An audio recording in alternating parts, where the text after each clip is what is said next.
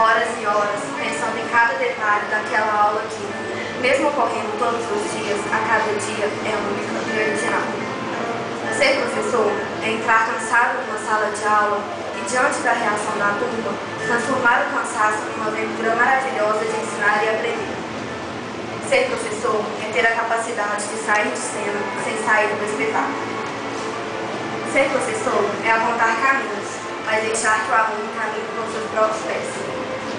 Fred, obrigado pelas horas que nos dedicaste, pela paciência, por acreditar em nós quando achávamos difícil acreditar em nós mesmos.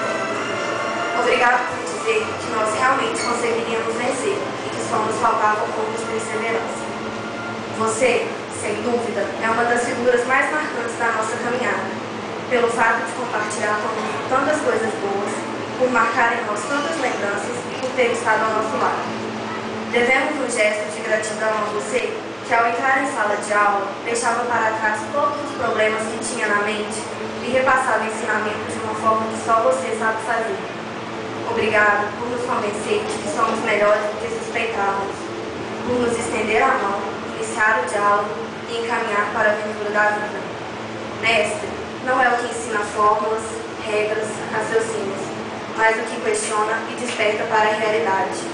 Mestre, é você, que nos compreende, nos estimula e nos enriquece com sua presença, seus saberes, sua simplicidade.